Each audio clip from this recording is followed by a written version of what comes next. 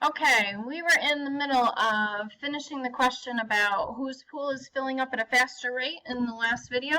So, to pick up where we left off, we already found the slope in the equation that was given to us about Julie's pool.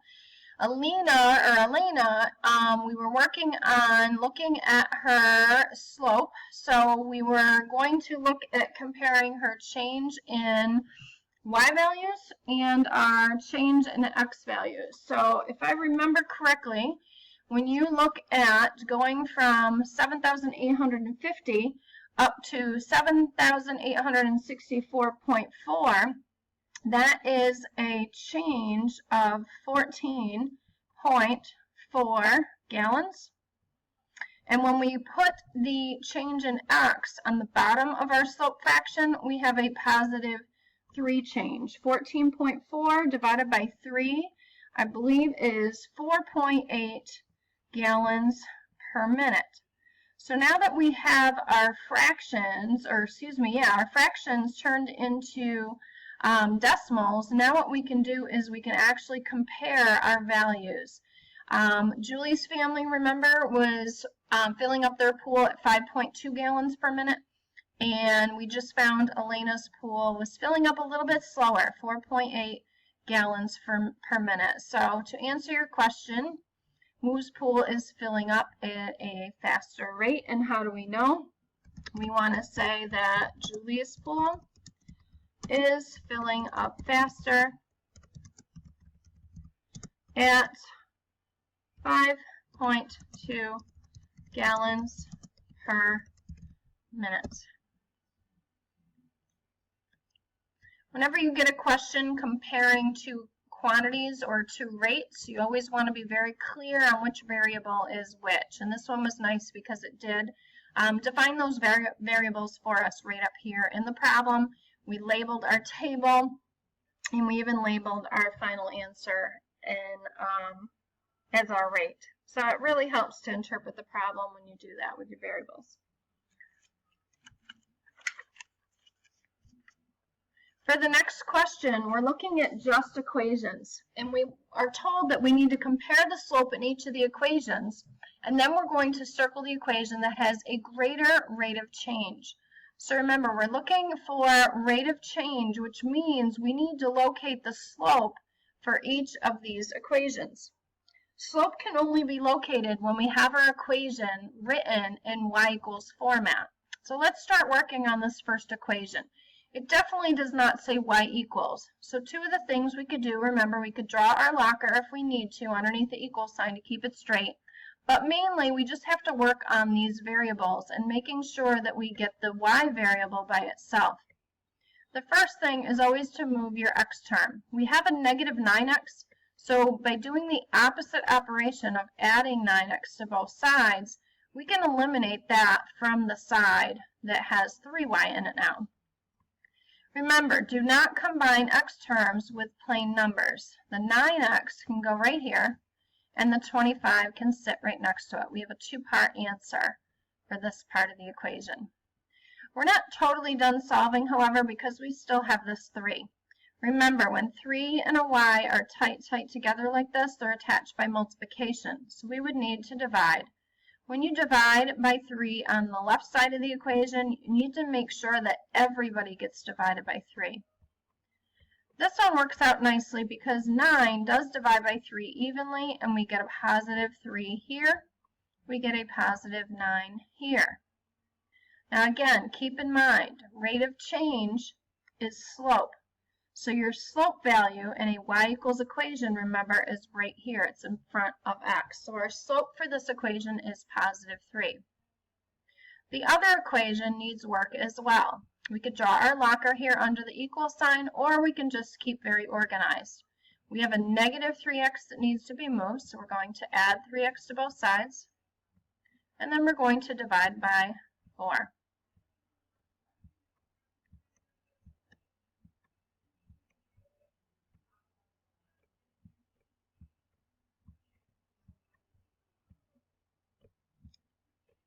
In this example, when we go to divide by 4, we do not end up with a whole number right here in the center of the equation.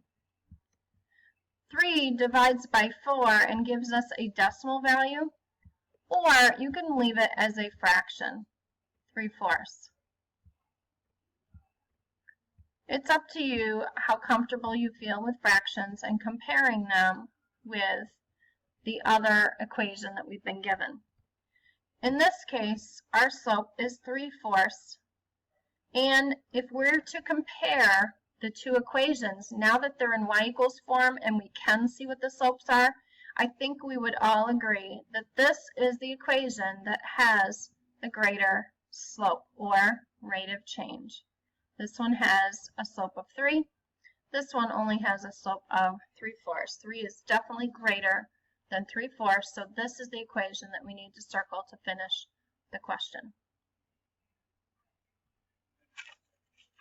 For number 8, they want us to compare the slope in this equation with the slope shown in the ordered pairs below, and again, find out which has a greater rate of change. So for the equation, remember, if it's in y equals form, we don't have to do a bunch of algebra. We just have to find the value in front of the x term. This is the slope in our equation. For the table of values, or the set of points that we've been given, you get to choose whichever 2 points you want to work with. I would suggest keeping the numbers small, or possibly finding the values that are positive if you have a choice. That way you won't make as many mistakes when you go to find your slope. So I'm going to pick the first 2 points. This is my first point, so it's called x1, y1.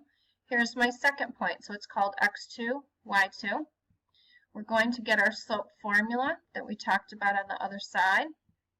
We're going to take our second y value and subtract our first y value, and then do the same with the x's.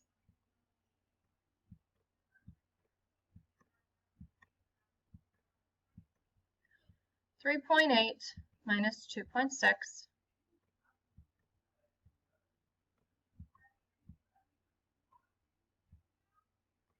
and then on the bottom we have our 3 minus 1.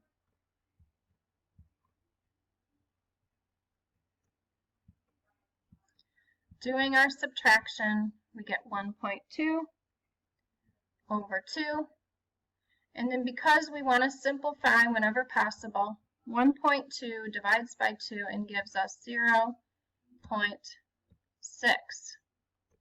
Now, one of the concerns is always if you have a fraction, how do we compare it to a decimal? We can either change this decimal back into a fraction, or we can change this fraction into a decimal. It's totally up to you. 3/5 divided out actually does give you the same value, 0.6. So to answer the question, which has a greater rate of change?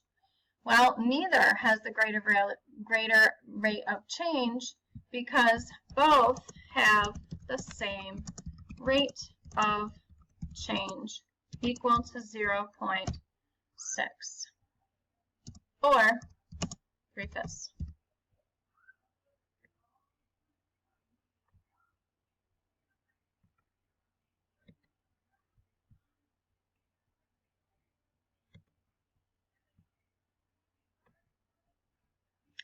We have one more example to go over together.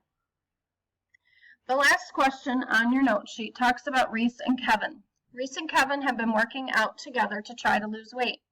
Reese's weight loss can be modeled by this equation.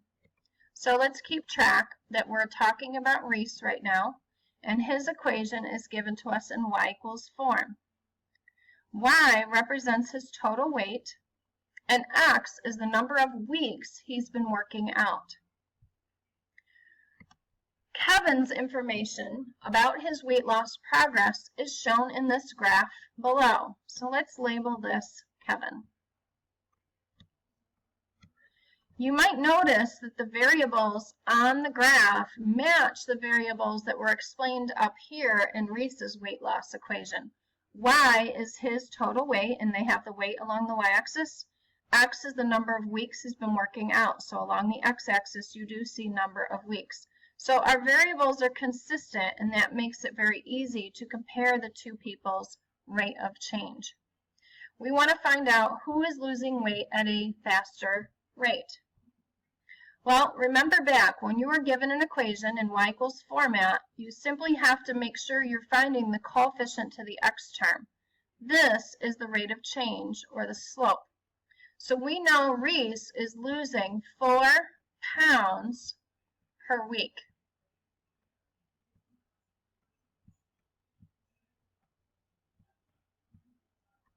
And again, that's Reese's weight loss, and it's based on the information that we found from our equation.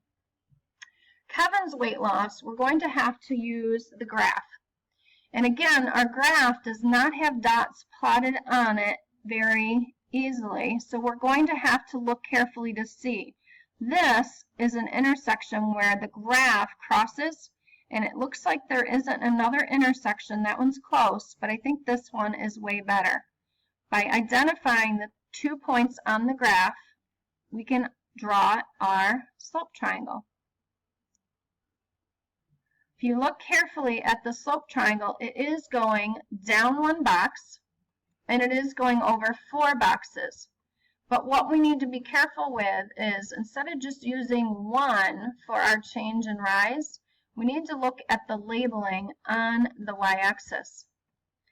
His weight, when set up the scale on the graph, it looks like each box represents 20 pounds.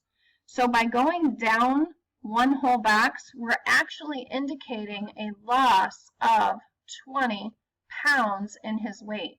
So we need to put -20 to represent this first box that we see is the rise direction of our slope triangle.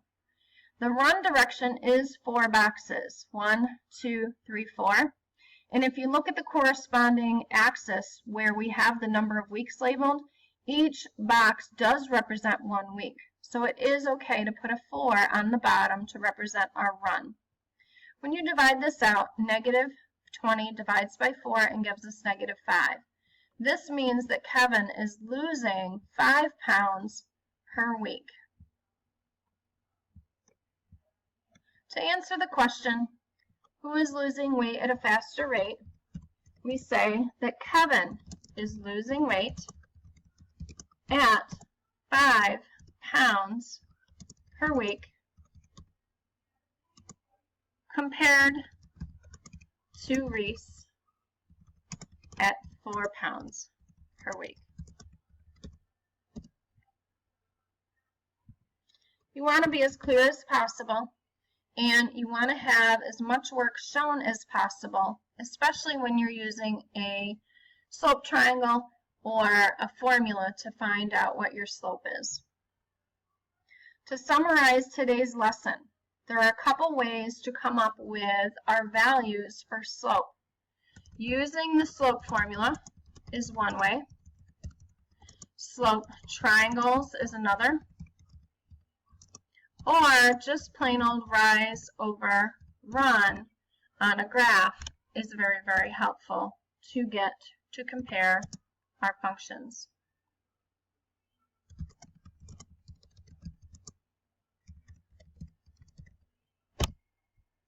Also, being very careful with your variables, I find is very helpful, and also labeling who is who in the question. It can get very confusing if you skim through and try to figure out what they want you to do. You really have to take it slow, read one sentence at a time. Feel free to use color coding like I do to talk about, okay, this is Reese's information, and then down here is Kevin's information. And it just makes the problem a lot more easy to understand what's going on.